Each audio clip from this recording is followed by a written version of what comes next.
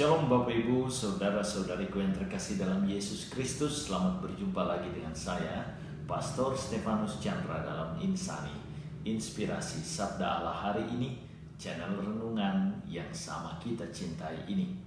Adapun tema renungan kita pada hari ini, Senin 6 Maret 2023 adalah murah hati.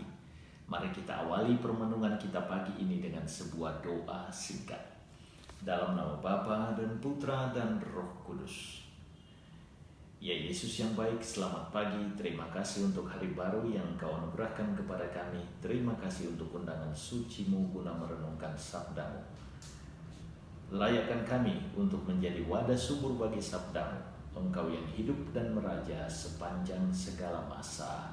Amin.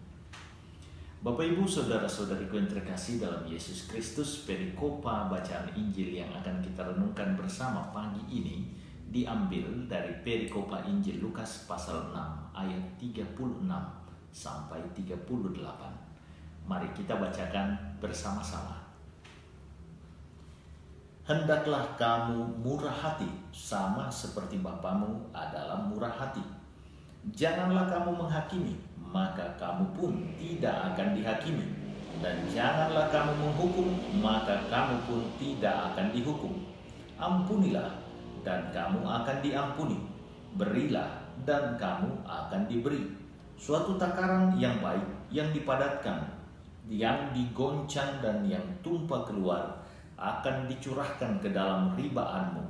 Sebab ukuran yang kamu pakai untuk mengukur, akan diukurkan kepadamu.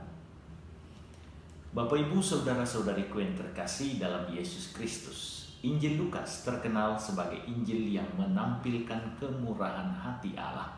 Kemurahan hati Allah itu nampak dalam Yesus Putra Allah yang datang demi menyelamatkan manusia dari kedosaan dan kebinasaan.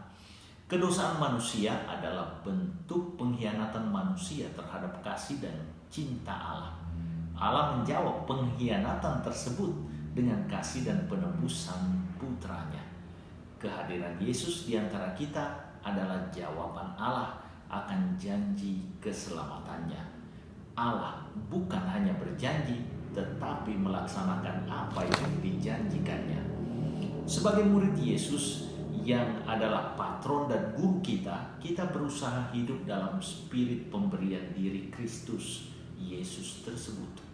Terdapat beberapa penegasan khusus yang disampaikan oleh Yesus dalam bacaan Injil kita hari ini berkenaan dengan kemurahan hati yang wajib kita laksanakan sebagai murid-muridnya.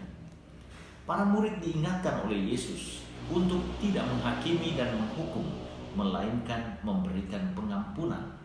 Dasar dari seruan Yesus ini adalah sikap Allah yang bermurah hati kepada manusia yang berdosa. Kedosaan manusia tidak dijadikan Allah sebagai alasan untuk menghakimi dan menghukum manusia.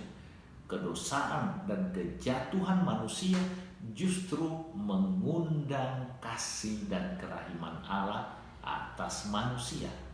Dosa tidak dibalas dengan hukuman, tetapi dengan kasih dan kerahiman. Kita diajak untuk melaksanakan jalan yang sama dalam hidup kita terhadap sesama kita yang bersalah kepada kita.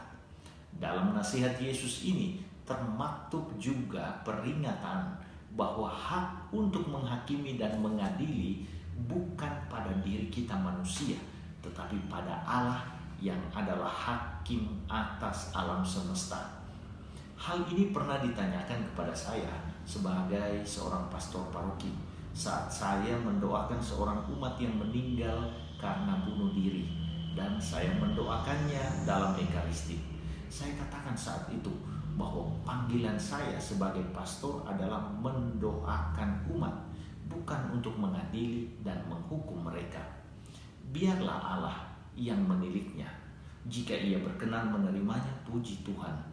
Jika tidak, ia yang menentukan. Inilah bukti keprihatinan dan cinta kita kepada sesama kita. Kita diajak oleh Yesus untuk menerima sesama kita sebagai saudara, bukan hanya ketika mereka baik, tetapi terutama ketika mereka lemah dan terbatas serta berdosa. Kemurahan hati Allah terhadap kita justru mengajak kita untuk juga bermurah hati kepada sesama kita. Karena hanya manusia yang mampu bermurah hati kepada sesamanya yang akan dipercayakan berkat Allah dengan makin berlimpah. Semoga jalan kasih Yesus menjadi jalan hidup kita. Semoga kita sungguh menjadi alter Kristus, Kristus yang lain. Tuhan Yesus memberkati. Marilah berdoa. Ya Yesus yang baik, terima kasih atas kemurahan hati-Mu yang mengajak kami untuk juga bermurah hati kepada sesama kami. Kuat dan mampukanlah kami untuk melaksanakannya dalam hidup kami. Engkaulah Tuhan kami dan pengantara kami kini dan sepanjang masa. Amin.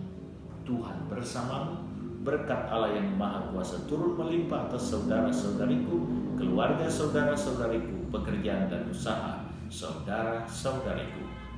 Bapa, Putra, dan Roh Kudus. Amin.